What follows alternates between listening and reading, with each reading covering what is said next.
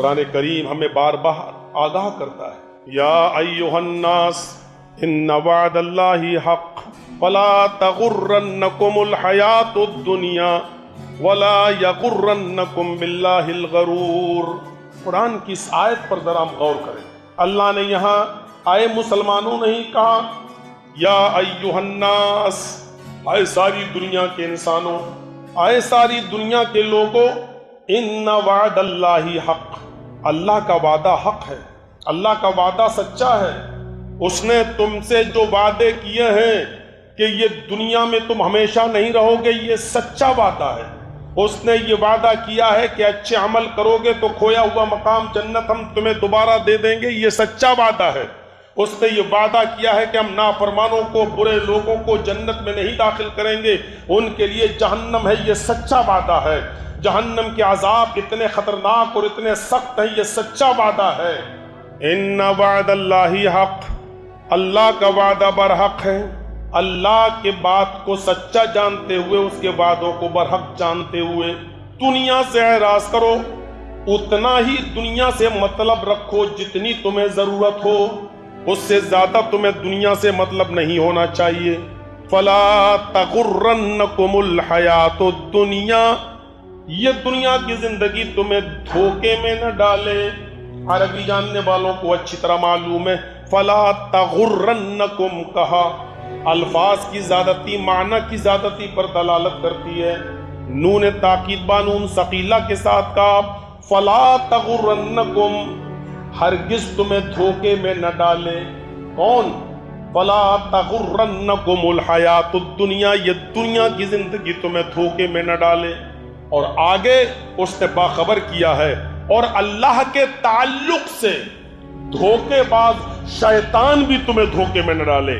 وَلَا يَغُرَّنَّكُمْ بِاللَّهِ الْغَرُورُ، اور دھوکہ دینے والا، دھوکے باز شیطان بھی تمہیں اللہ کے تعلق سے دھوکے میں نہ رکھے۔ پتہ نہیں اللہ ہے بھی یا نہیں ہے، تو ایسا کیوں نہیں ہو جاتا؟ ارے پتہ نہیں، یہ ملا مولوی چیختے اور چلاتے رہتے ہیں جنت ہے، جہنم ہے، قبر کا عذاب ہوگا، پتہ نہیں سچ بھی ہے کہ نہیں۔ ہم تو روزانہ قبرستان سے گزرتے ہیں، ہمیں تو کبھی کسی کی چیخیں اور آوازیں نہیں سنائی دیتی، ہم کیسے مان لیں کہ عذاب قبر ہوتا ہے یا نہیں ہوتا؟ اللہ کے تعلق سے دھوکے باز شیطان کہیں تمہیں اس چیز سے دھوکے میں نہ ڈال۔ قرآن کی اس آیت نے ہمیں چونکا دیا ہے، ہمیں ہوشیار کر دیا ہے۔ شروعات کہاں سے ہوئی؟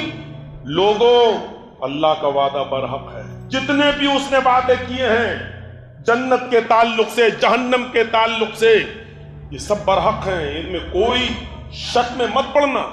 اس کے بعد کہا اگر جنت سے تمہیں دور کوئی چیز کر سکتی ہے تو دنیا کی رونق، دنیا کی چمک، دنیا کی عیش و آرام کی زندگی، دنیا کے عیش پرستی، یہ تمہیں دنیا کی رمق چمک تمہیں دھوکے میں ڈال سکتی ہے، یہ تمہیں جنت سے دور کر سکتی ہے۔ اس لیے فرمایا فلا تغرنکم الحیات الدنیا، اللہ کے وعدوں کو برحق مانتے ہوئے دنیا کی زندگی سے اعراض کرنا، پرہیز کرنا، دنیا کی زندگی کہیں تمہیں دھوکے میں نہ ڈال دے۔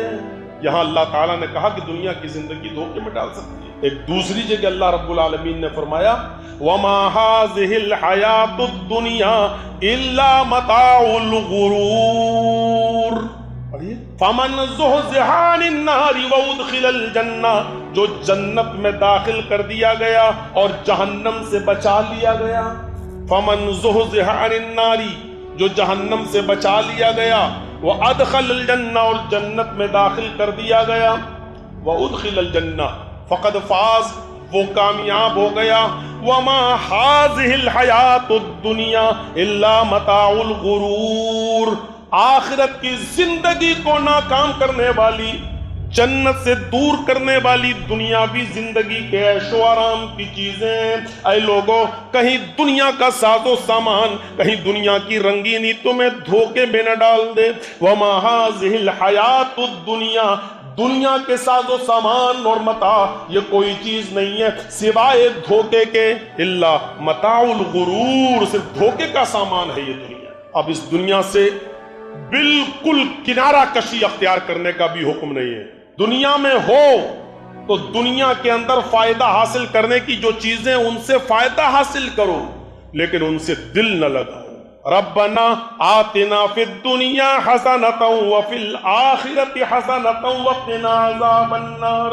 اس آیت میں اللہ نے دنیا کے بارے میں بتا دیا کہ دنیا سے بالکل کنارہ نہیں کرنا ہے تمہیں، بلکہ یہ دعا مانگنا ہے، اے ہمارے رب دنیا میں جو اچھائیاں ہیں، جو خیر ہے، جو اچھی چیزیں وہ تو ہمیں عطا فرما۔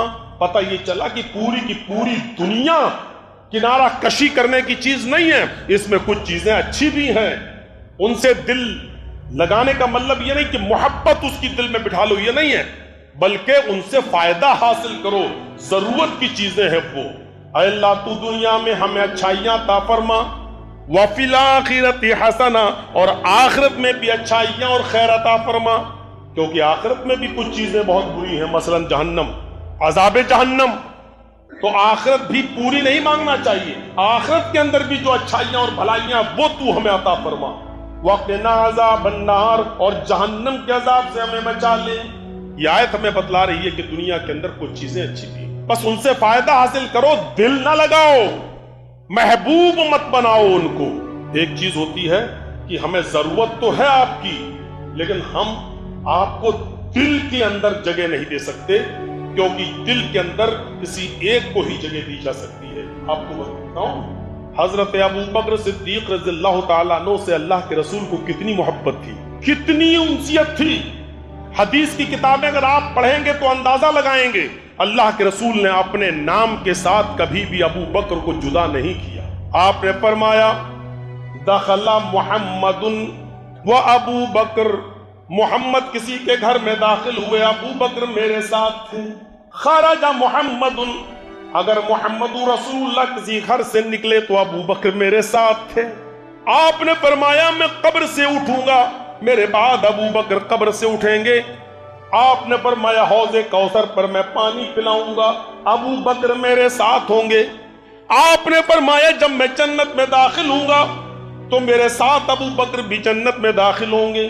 ابو بکر کو اتنی چاہت، اتنی انسیت، اتنا لگاؤ، لیکن اللہ کے نبی فرماتے ہیں، بخاری کی روایت ہے، اللہ کے نبی صلی اللہ علیہ وسلم نے فرمایا کہ آیا ابو بکر اگر میں دنیا میں کسی کو اپنا محبوب بناتا، لَوِ اتَّخَذْنَا لَكَ، ہم کسی کو اگر محبوب بناتے، اگر کسی کو ہم اپنا خلیل بناتے، اگر دنیا میں ہم کسی کو اپنا خلیل بناتے تو آئے ابو بکر تمہیں اپنا خلیل بناتے، لَاتَّخَذْتُ أَبَا بَكْرٍ، اگر دنیا میں ہم کسی کو خلیل بناتے تو ابو بکر کو ہم خلیل بناتے، لیکن اللہ نے مجھے اپنا خلیل بنا لیا، اللہ نے مجھے اپنا خلیل بنا لیا، اس لیے میں اب ابو بکر کو اپنا خلیل نہیں بنا سکتا، کیونکہ خلیل ایک ہی ہوتا ہے، خلیل ایک ہی ہوتا ہے۔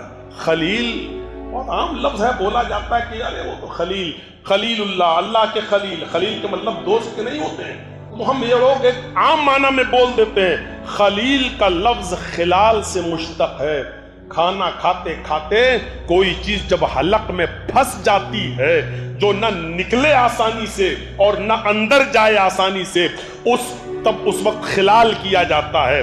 انگلیاں ڈال کر حلق میں اس پھنسی ہوئی چیز کو، یا تو دل یہ چاہتا کہ اندر ہی چلی جائے یا پھر وہ چیز باہر ہی آ جائے، اس چیز کو کہتے ہیں خلال کرنا، یعنی وہ ایسی پھنس جاتی ہے، نہ وہ باہر نکلنے کو تیار نہ اندر جانے کو تیار، ایسی پھنسی ہوئی چیز کو جس کو کوئی آسانی سے باہر نہ نکال سکے، اس چیز کا نام ہے خلت، اس چیز کا نام ہے خلال، اس چیز کا نام ہے خلیل۔ اللہ کے رسول کہتے ہیں کہ اللہ نے ایسا خلیل مجھے بنا لیا کہ دنیا کی بڑی سے بڑی سرکش قومیں بھی اگر مجھے اللہ سے دور کرنا چاہیں تو نہیں کر سکتی، اور مجھ سے اللہ کو دور نہیں کر سکتی، کیونکہ اللہ اور میرے درمیان دوستی ایسی پھنسی ہوئی ہے کہ جو کسی کے چھڑانے سے چھوٹ نہ سکے۔ اس کو کہتے ہیں خلال، اس کو کہتے خلیل۔ فرمایا ایسی دوستی اگر اللہ نے مجھے خلیل نہ بنایا ہوتا تو میں ابو بکر کو ایسا دوست بناتا، ایسا خلیل بناتا، لیکن اللہ کی جو محبت ہمارے دل میں بیٹھ گئی، جگہ ایک ہی کو دی جا سکتی ہے، دوسرے کو۔ اب دو چیزیں ہیں، دنیا اور آخرت۔ اب آپ کو دوست کس کو بنانا ہے، محبوب کس کو بنانا ہے؟ میرے بھائیوں، دل میں دونوں کو جگہ نہیں دی جا سکتی ہے، کیونکہ محبوب ایک ہی ہوتا ہے، پسندیدہ ایک ہی ہوتا ہے، اور اسی کو اپنے دل میں جگہ دی جا سکتی ہے۔ اب ہم اور آپ اگر آخرت کو اپنے دل میں جگہ دے رہے ہیں تو دنیا کے لیے جگہ نہیں ہونی چاہیے، اور اگر دنیا کو جگہ دے رہے ہیں تو آخرت کے لیے جگہ نہیں، کیونکہ خلیل محبوب ایک ہی ہوتا ہے۔ ہم اور آپ غور کریں، میں پھر کہتا ہوں کہ دنیا کی زندگی سے کنارہ کشی اختیار کرنے کے لیے میں نہیں کہہ رہا ہوں، صرف دنیا کی چیزوں سے فائدہ حاصل کرنے کے لیے کہہ رہا ہوں، لیکن اس کو دل میں جگہ دینے کے لیے نہیں کہہ رہا ہوں۔ اور اس کی بے شمار مثالیں دی جا سکتی ہیں، بے شمار مثالیں دی جا سکتی ہیں اس کی۔ حضرت علامہ رومی رحمت اللہ علیہ فرماتے ہیں دنیا کی مثال پانی کی طرح ہے اور انسان کی مثال کشتی کی طرح ہے۔ سمجھتے ہیں نا؟ دنیا پانی کی طرح ہے اور انسان کشتی کی طرح ہے۔ اب یہ بتاؤ کشتی بغیر پانی کے چل جائے گی؟ کیا اس سڑک پر، اس خشکی پر آپ کشتی کو چلا سکتے ہیں؟ نہیں چلا سکتے۔ کشتی کو چلانے کے لیے ضروری ہے پانی۔ انسان دنیا کے بغیر نہیں رہ سکتا۔ انسان بھی اس دنیا میں پیدا ہوا ہے تو دنیا کے بغیر نہیں رہ سکتا، لیکن کشتی جب تک پانی کے ارد گرد چل رہی ہے اور پانی کے اوپر چلتی ہے وہ کامیاب ہے، ارد گرد ادھر ادھر ہے اور پانی کے اوپر ہے، کشتی کامیاب ہے، اس کو آسانی کے ساتھ کھیپ سکتے ہیں اور اپنا راستہ پار کر سکتے ہیں۔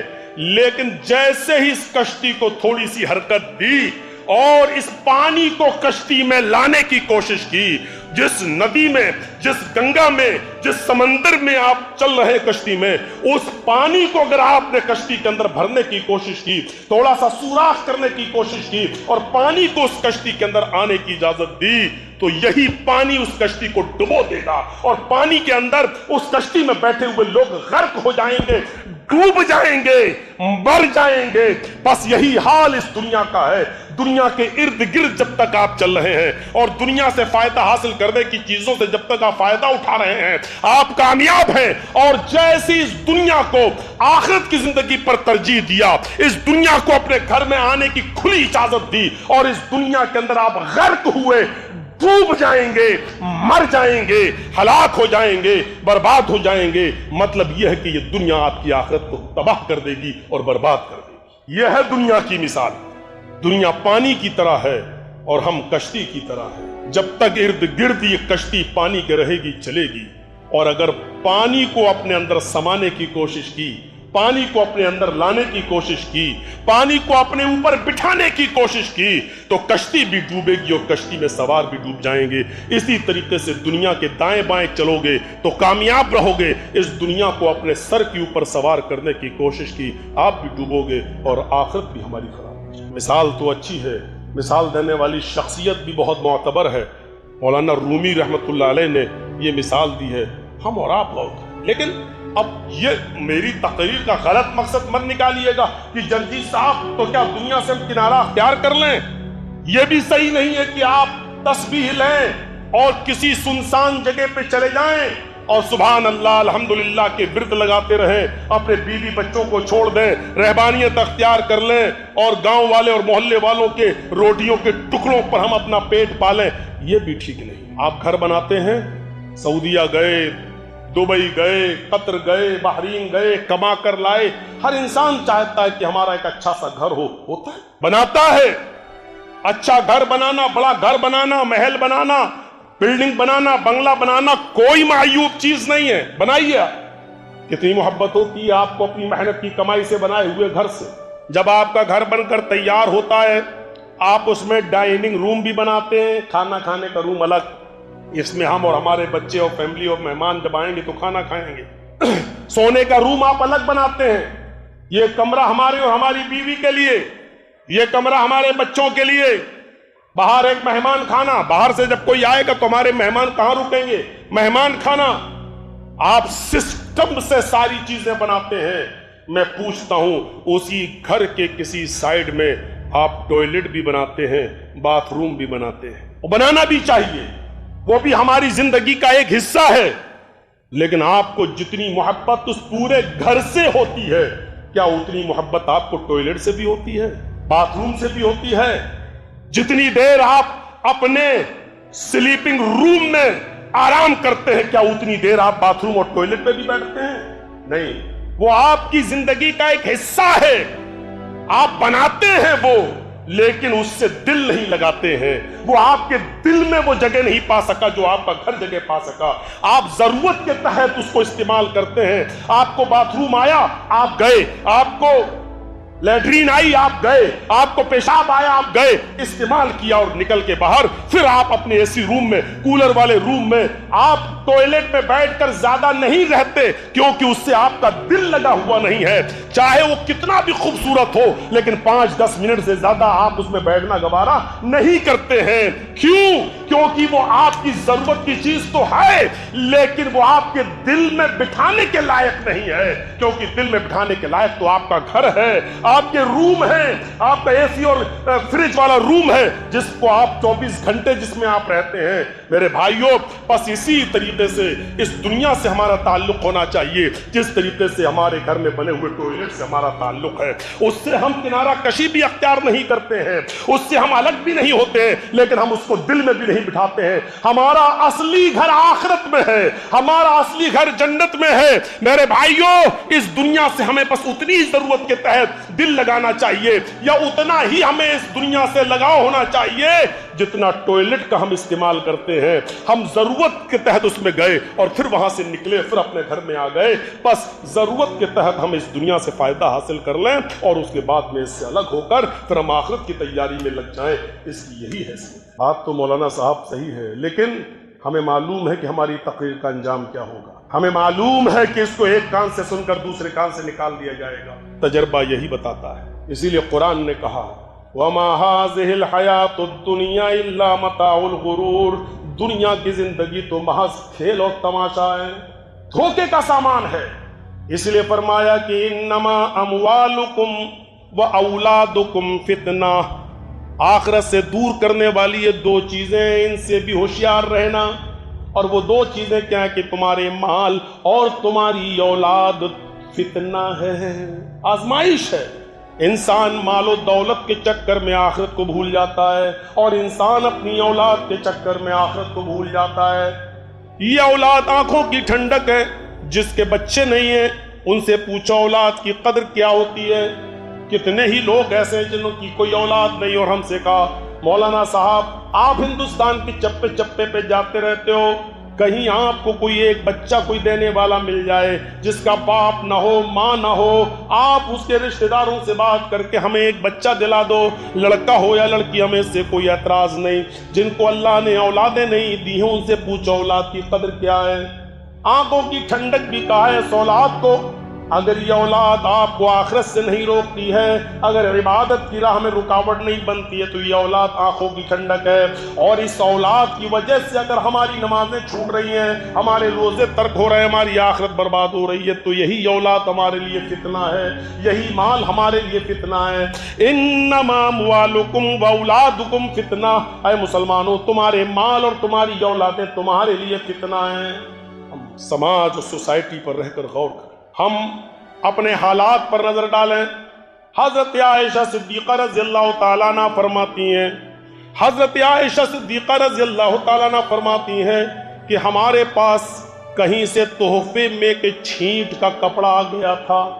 छींट का कपड़ा आपसे ज्यादा हमारी माँ बहनें समझती होंगी क्या होता है। नक्शो निगार वाला कपड़ा हमारे पास कहीं से तोहफे में आ गया था।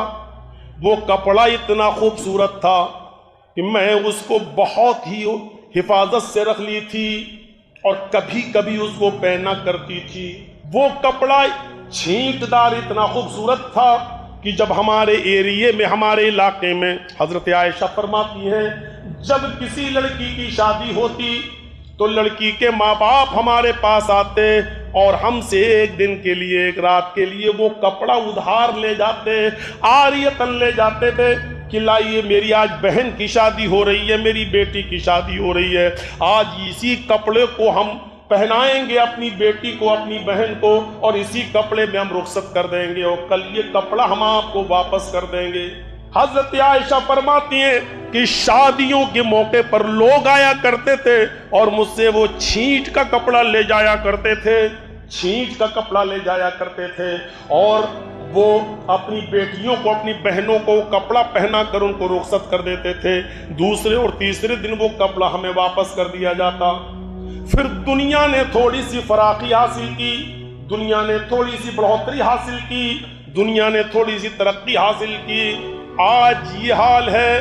حضرت عائشہ فرماتی ہیں آج یہ حال ہے کہ اس جیسے کپڑے مارکیٹ میں، بازاروں میں اور بھی آ گئے ہیں، اس سے بہتر کپڑے آ گئے ہیں۔ اب یہ حال ہو چکا ہے کہ اب وہ چھینٹ کا کپڑا میں اپنی باندی کو دیتی ہوں، اپنی نوکرانی کو دیتی ہوں، اپنی خادمہ کو دیتی ہوں، تو میری خادمہ بھی، میری باندی بھی وہ کپڑا لینے کے لیے تیار نہیں ہے۔ مجھے ڈر ہے اس بات کا ڈر نہیں ہے کہ تم کس چیز میں ہلاک و برباد ہوگے، مجھے ڈر اس بات کا ہے کہ یہ دنیا کی فراخی، یہ دنیا کی کشادگی کہیں تمہیں ہلاک و برباد نہ کر دے۔ غور کرو کہ جو چھینٹ کا کپڑا لوگ اپنی بہنوں بیٹیوں کی شادی میں حضرت عائشہ سے عاریتاً ادھار لے جایا کرتے تھے، بنا ٹیکس اور بنا پیسوں کے۔ جیسے کشمیر کی طرف چلے جائیے تو آج بھی کشمیری جوڑا بکتا ہے، کرائے پر ملتا ہے 2-4-5 ہزار روپے میں۔ اس میں آپ اپنی بہن، اپنی بیٹی کو دلہن بنائیے اور رخصت کر دیجئے، 2 دن کے بعد یہ کپڑا واپس کر دیا جاتا ہے۔ آج بھی بہت سے علاقوں میں، راجستھان وغیرہ میں راجستھانی جوڑے کرائے پہ ملتے ہیں، کشمیر میں کشمیری سوٹ کرائے پہ ملتے ہیں۔ اسی طریقے سے حضرت عائشہ فرماتی ہے کہ ہم تو کرایہ نہیں لیتے تھے، ایسے ہی دے دیا کرتے تھے، اور ان کپڑوں میں چھینٹ کے وہ دلہنیں رخصت کر دی جاتی تھیں، اور 2-3 دن کے بعد وہ کپڑا ہمیں پھر لوٹ کر مل جاتا تھا۔ لیکن آج یہ حالت ہو گئی، دنیا نے یہ ترقی کر لی کہ اب وہ کپڑا چھینٹ کا، وہ نقش و نگار کا، میں اپنی باندی کو، اپنی خادمہ کو دیتی ہوں تو وہ بھی لینے کے لیے تیار۔ کیا کہیں گے؟ یہ دنیا اس زمانے میں جب بڑھ رہی تھی تو حضرت عائشہ رو رہی تھی۔ آج کتنا زیادہ رونے کا مقام، آج کتنا زیادہ افسوس کرنے کا مقام ہے، آج کتنا زیادہ ہمیں سوچنا چاہیے۔ ہاں، دنیا میں ایسے لوگ بھی موجود ہیں جو دنیا کو صرف مطلب کے لیے استعمال کرتے ہیں اور اس کے بعد دور۔ آج ان کو اچھے کپڑوں سے مطلب نہیں ہے، جو دھلا ہوا کپڑا مل گیا پہن لیا۔ بڑے بڑے پیسے والے امیر لوگ بھی موجود ہیں، لیکن آج ان کو ٹیپ ٹاپ سے مطلب نہیں ہے۔ غور کرو، حضرت ابوبکر صدیق رضی اللہ تعالیٰ عنہ کی جب انتقال کا وقت آیا تو ان کی بیٹی حضرت عائشہ نے ان کے کفن کے لیے نیا کپڑا ان کے لیے نیا کپڑا خرید کے لائیں اور ان کو دے دیا۔ تو انہوں نے فرمایا، بیٹی، نئے کپڑے کی ضرورت اب مجھے نہیں ہے، اور اس کپڑے کو میں اپنے کفن کے لیے بھی نہیں دے سکتا ہوں۔ میرے لیے کوئی پرانا کفن استعمال کرنا، نئے کپڑے کی ضرورت مردوں سے زیادہ زندوں کو ہے، اور اب میری زندگی نہیں لگتی کہ وفا کرے گی۔ اے میری بیٹی، اس کپڑے کو تم لے جاؤ اور اس کو کسی زندہ انسان کو دے دینا، اس لیے کہ مجھے اب اس کپڑے کی ضرورت نہیں ہے۔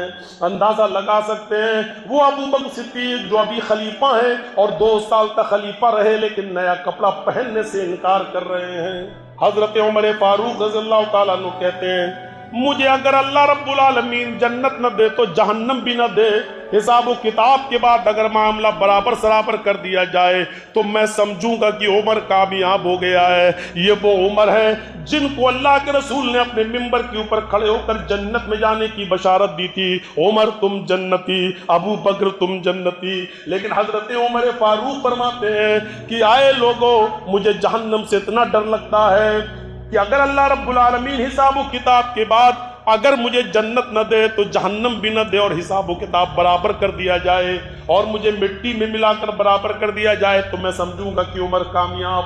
یہ اس شخصیت کا حال ہے جس کے بارے میں اللہ کے نبی کا فرمان ہے، لو کان بعدی نبی لکان عمر، اگر میرے بعد کوئی نبی ہوتے تو وہ عمر ہوتے۔ ان واقعات کی روشنی میں امیٹھی کے اس قصبے کے اندر جمعے میں جتنے لوگ موجود ہیں، اپنے گریبانوں کے بٹن چھانک کر اور کھول کر دیکھیں اور اپنے بارے میں اور ہم اپنے بارے میں سوچیں کہ ہم کہاں کھڑے ہیں اور ہم کس مقام پر کھڑے ہیں۔ حضرت عمر جب ایسا کہہ رہے ہیں تو ہم اپنے آپ کو جنتی کیسے تصور کر رہے ہیں؟ حیثیت کیا ہے اپنے آپ کو جنتی سمجھنے کی ہماری؟ تصور کرو۔ اللہ کے نبی فرماتے ہیں کہ لوگوں اللہ سے استغفار کیا کرو، مغفرت طلب کیا کرو۔ میں خود دن بھر میں 100 سے زیادہ بار اللہ سے مغفرت طلب کرتا ہوں۔ نبی 100 سے زیادہ بار کہتے تھے استغفر اللہ ربی من کل ذنب واتوب الیہ۔ 100 سے زیادہ بار وہ نبی جو بخشے بخشائے، وہ نبی جو مقام محمود جن کے لیے، وہ نبی کی جنت کا دروازہ سب سے پہلے محمد رسول اللہ کے لیے کھولا جائے، وہ نبی یہ کہہ رہے ہیں کہ میں 100 سے زیادہ بار اللہ سے مغفرت طلب کرتا ہوں۔ جب ان کا یہ حال ہے تو ہمیں اپنے بستروں پر رات میں موبائل چلانے کے بعد نیند کیسے آ جاتی ہے، یوٹیوب دیکھنے کے بعد، فلمیں دیکھنے کے بعد نیند کیسے آ جاتی ہے، واہیات چیزیں دیکھنے کے بعد بغیر توبہ اور استغفار کیے ہوئے نیند کیسے آ جاتی ہے، ہمارے ضمیر کتنے مردہ ہو چکے ہیں، ہمارے دل کتنے بے حس ہو چکے ہیں، ہمیں آرام سے اپنے بستر پر نیند کیسے آ جاتی ہے۔ میرے بھائیوں، ہم سوچیں ذرا، کیا غور و فکر کرنے کی بھی صلاحیت آج ہمارے دماغوں سے نکل چکی ہے، ختم ہو چکی ہے؟ ذرا سوچئے۔ ابو عبیدہ ابن الجراح کو اللہ کے نبی جناب محمد رسول اللہ نے بحرین بھیجا، جاؤ وہاں سے جزیہ کا اور ٹیکس کا مال لے کر آؤ۔ وہاں جو کافر رہتے ہیں، جو جزیہ اور ٹیکس دیتے ہیں، جزیہ اور ٹیکس کا مال لے کر آؤ۔ ابو عبیدہ ابن جراح بحرین گئے اور بحرین سے جزیہ ٹیکس کا مال لے کر آئے، جو مدینے کے مسلمانوں میں صحابہ میں تقسیم ہونا تھا۔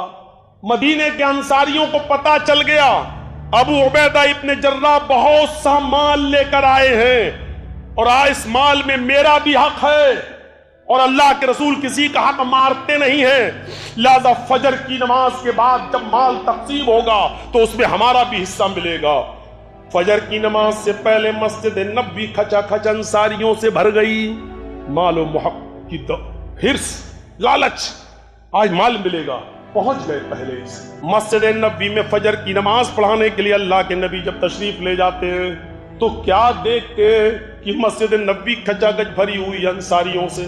اس کو دیکھ کر آپ کے چہرے پر مسکراہٹ آ گئی، آپ مسکرا دیے، اور جیسے ہی مسکرائے تو اس کے بعد آپ نے فرمایا اب شروع، خوش ہو جاؤ، شاید تمہیں پتا چل گیا کہ ابو عبیدہ ابن جراح مال لائے ہیں۔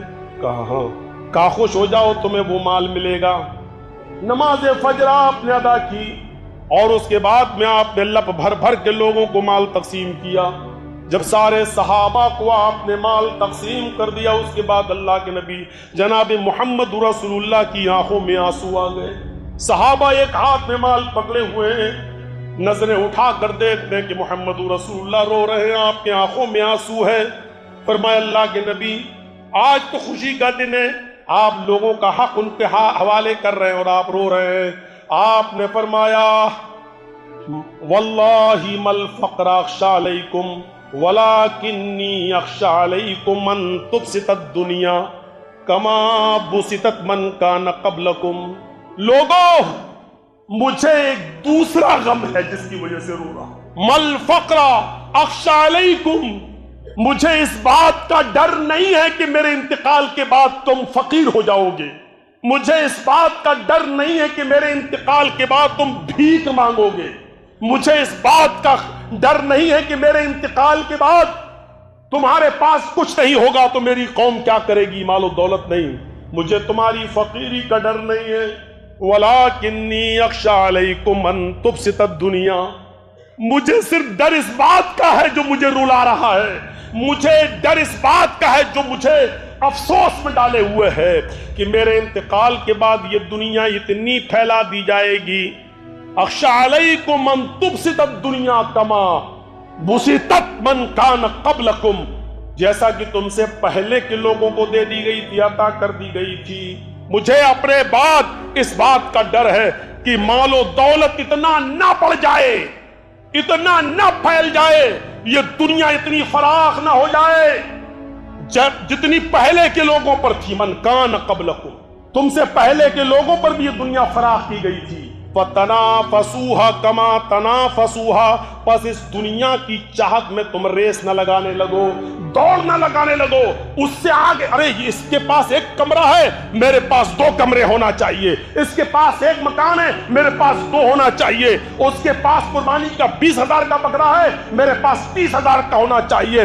फतनाफसूहा कमा तनाफसूहा फतुहलिकुहुम कमा अहलकतहुम, कहीं ऐसा ना हो ये रेस लगाना, मालो दौलत की तलब में एक दूसरे से आगे बढ़ने की ख्वाहिश तुम्हें कहीं उसी तरीके से हलाको बर्बाद ना कर दे जैसे इस दुनिया ने पहले के लोगों को हलाको बर्बाद कर दिया। मुझे इस चीज का डर है नहीं? ईमानदारी के साथ बताइए ये चीज है कि नहीं? और आज इन्हीं चीजों ने आज हमारी आखिरत से हमको पीछे किया कि नहीं किया? कितने लोग हैं बताइए जो तहज्जुद की नमाज पढ़ते हैं?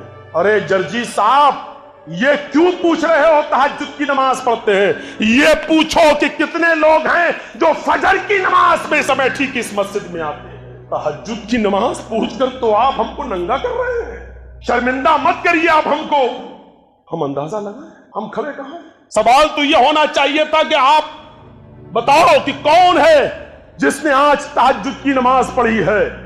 फजर के बारे में तो तसव्वुर होना ही नहीं चाहिए, क्योंकि वो मुसलमान हो ही नहीं सकता जो नमाज तर्क कर दे। कितनी अफसोस की बात है कि मुसलमानों से ये कहा जाए कि नमाज पढ़ो।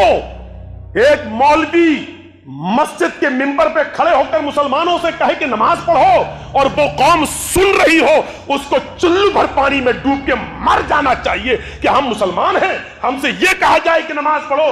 क्या मुसलमान से भी कहा जाएगा कि नमाज पढ़ो? अरे वो मुसलमान है ही कब मेरे भाइयों? ये तो काफिरों से कहा जाता है कि नमाज पढ़ो, ये तो उनसे कहा जाता है दीन के अंदर दाखिल हो जाओ। क्या नमाज छोड़ने वाला भी मुसलमान हो सकता है? अफसोस ये है कि मौलवी जर्जीस जैसे लोग मस्जिद के मिंबर पे खड़े होकर ये कहें कि आज हमारी नमाज में बड़ी सुस्ती हो रही है, मुसलमानों नमाज की पाबंदी करो। हम आपसे कहें नमाज पढ़ो और आप ये सुन रहे हैं और सुनकर गवारा भी कर रहे हैं। सोचो काश ये जमीन कहीं फट न जाए और हम इसके अंदर कहीं समा न जाए। अबू उबैदा इब्ने जर्राह को अल्लाह हजरत उमर फारूक ने अपने दौरे हुकूमत में मुल्क के शाम का गवर्नर बनाकर भेजा। जाओ तुम गवर्नर। उनको क्यों बनाया? क्योंकि अक्सर इलाके हजरत अबू उबैदा इब्ने अल जर्राह के जेरे निगरानी फतह हुए थे। अबू उबैदा इब्ने जर्राह सिपह सालार थे और उनकी निगरानी में शाम के अक्सर इलाके फतह हुए थे। इसलिए हजरत उमर फारूक ने हजरत अबू उबैदा इब्ने जर्राह को वहां भेजा, जाओ तुम वहां के गवर्नर बना दिए गए, तुम वहां जाओ। आज तो शाम, लबनान, उर्दून, फिलिस्तीन, ये सब एक अलग अलग मुल्क बन गए हैं। पहले एक रियासत का सूबा थे।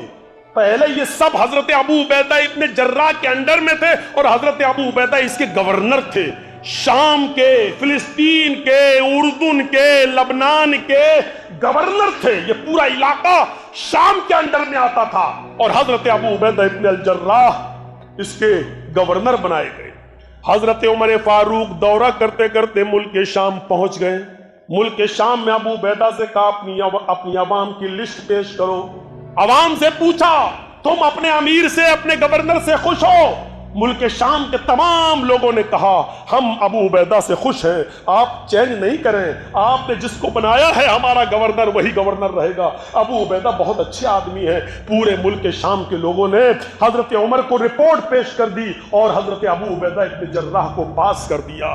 हजरत उमर फारूक ने जिद की, अरे अबू उबैदा मुझे अपने घर ले चलो, मैं तुम्हारे घर में चलकर पानी पीना चाहता हूं, मुझे 2 खजूरें तुम अपने घर में खिला दो।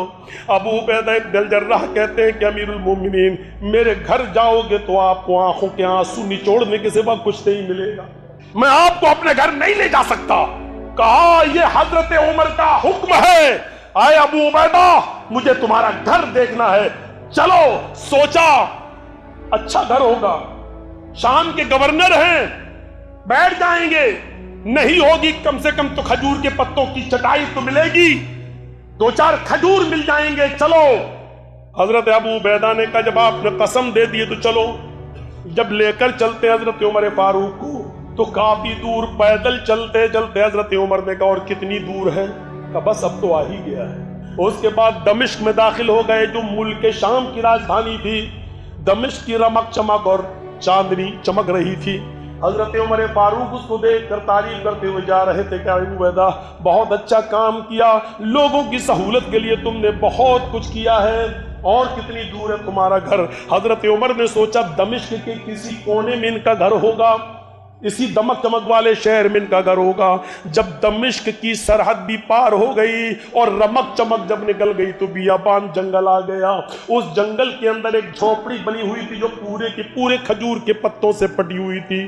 فرمایا کہ یہ جھونپڑی ہے, اس میں رہتا ہوں. حضرت عمر اس گھر میں داخل ہوئے, کوئی چیز دکھائی نہیں دی, صرف ایک مصلی دکھائی دیا. فرمایا اے ابو عبیدہ یہ تمہارا گھر ہے؟ جی. کہاں سوتے کہاں ہو, بستر کہاں ہے؟ فرمایا امیر المومنین یہ مصلی ہے, یہیں پر میں تہجد کی نماز پڑھتا ہوں اور تہجد کی نماز پڑھنے کے بعد اسی مصلی کو میں بچھا کر سو جاتا ہوں. الگ سے مجھے گدے کی کیا ضرورت ہے؟ عجیب سی بات لگ رہی ہو. پورا واقعہ سنانے کا مقصد یہ ہے کہ اس واقعے کے پیچھے ہم اپنی زندگی کو تلاش کریں. مولوی جرجیس بھی مصلی پر نہیں سوتا ہے. ہم بتانا یہ چاہ رہے ہیں کہ دیکھیے دنیا کو ضرورت کے تحت استعمال کرتے تھے لیکن دنیا سے دل نہیں لگاتے تھے, دنیا کو اپنے دل میں جگہ نہیں دیتے تھے. فرمایا اسی مصلی پر سو جاتے ہو؟ فرمایا ہاں. کہا کوئی برتن نہیں دکھائی دے رہا ہے, پانی یعنی کس میں پیتے ہو؟ حضرت ابو عبیدہ ابن الجراح نے ایسے ہاتھ بڑھایا تاڑ کی طرف, جیسے ہوتا ہے کھجور کے پتوں کے اندر ہی کوئی ایک راستہ بنا لیا, ایسے کر کے ایسے ہاتھ ڈالا اور ایک پیالہ نکالا. پیالے کے اندر پانی تھا اور پانی کے اندر سوکھی روٹی بھیگی ہوئی تھی اس پانی کے اندر. فرمایا ابو عبیدہ یہ کیا ہے؟ فرمایا امیر المومنین مجھے عوام کی شکایتیں سننا ہوتا ہے, اس لیے میں دمشق میں ایک عورت سے 2-3 دن کی روٹیاں بنوا لیتا ہوں, وہ اکٹھا بنا دیتی ہے, میں اس روٹی کو 3-4 دن چلاتا ہوں, جب وہ سوکھ جاتی ہے تو پانی کے اندر ڈال دیتا ہوں اور پھر جب مجھے بھوک لگتی ہے تو یہ بھیگی ہوئی روٹی میں کھا لیتا ہوں, اس کے علاوہ کچھ نہیں. ابو عبیدہ ابن جراح کی یہ بات سن کر حضرت عمر رو رہے ہیں. حضرت ابو عبیدہ نے کہا امیر المومنین میں نے آپ سے پہلے ہی کہا تھا میرے گھر مت چلیے, میرا گھر دیکھیں گے تو آپ کی آنکھوں سے آنسو نچوڑ کے باہر آ جائیں گے. ایسا لگتا ہے ان سب واقعات کے پیچھے میرے پیارے ساتھیوں حکومت چلا کر بھی دکھائی, دمشق کو سنوارا. ملک شام نہیں, فلسطین, اردن اور لبنان اور شام کا کوئی ایک فرد ایسا نہیں جو یہ کہہ سکے کہ مجھے ابو عبیدہ سے شکایت ہے. آج اپنے چوکیدار سے شکایت کرنے والے لاکھوں نہیں کروڑوں مل جائیں گے, لیکن اتنی بھری بستی کے اندر حضرت عمر کہہ رہے ایک آدمی اٹھ کے کھڑا ہو جائے اور اتنا کہہ دے کہ ابو عبیدہ کے اندر یہ کمی ہے, لیکن حضرت ابو عبیدہ کے خلاف ایک آدمی بھی کھڑا نہیں ہو رہا ہے. ذرا تصور کرو, جو آدمی جھونپڑی میں رہے, سوکھی روٹی کے ٹکڑے کھاتا ہو, سوچو جو اپنے لیے کچھ نہ کر سکا اور اپنے لیے دنیا نہ بنا سکے, اس سے لوگ ناراض کیسے رہ سکتے ہیں؟ یہ دنیا ہے. تو دنیا سے محبت ہمیں اور آپ کو کرنا چاہیے, لیکن خلیل نہیں بنانا چاہیے, اس کو اپنے دل میں آخرت کی طرح جگہ نہیں دینا چاہیے. دنیا کو ضرورت کے تحت استعمال کرو, جیسے گھر کا بنا ہوا ٹوائلٹ اس کو آپ بناتے ہیں لیکن ضرورت کے تحت استعمال کرتے ہیں, لیکن اس کو اپنے دل میں نہیں بٹھاتے. اسی طریقے سے ہمیں دنیا کو بھی اپنے دل میں نہیں بٹھانا ہے, ہمیں استعمال کرنا ہے ضرورت کے تحت, لیکن ہمیں اس کو دل میں وہ جگہ نہیں دینا ہے. جیسے آپ پورے گھر کو جو اپنے دل میں جگہ دیتے ہو لیکن لیٹرین اور باتھ روم کو وہ جگہ نہیں دیتے, اسی طریقے سے ہمیں آخرت کو جو جگہ دینا چاہیے وہ جگہ ہمیں دنیا کو نہیں دینا چاہیے. اور نماز کی ہمیں پابندی کرنا چاہیے. اور خاص طور پر حضرت عمر فاروق کے اس واقعے کو یاد کرو میرے بھائیوں, کہ جب ایک بار فجر کی نماز پڑھانے لگے اور سلام پھیرا تو ایک آدمی پیچھے کھڑا ہو کر 1 رکعت نماز پڑھنے لگا. حضرت عمر نے اپنی CID سے کہا اس آدمی کی 1 رکعت چھوٹی ہے, ڈائری پہ نوٹ کر لو. اس نے کہا یہ برابر آتا ہے, میں تو اسی علاقے کا رہنے والا ہوں, آج پتہ نہیں کچھ دیر ہو گئی ہوگی, ہو سکتا ہے لیٹرین باتھ روم میں چلا گیا ہو، جنگلوں میں جانے کا رواج تھا اس زمانے میں، ہو سکتا ہے آنکھ لگ گئی ہو۔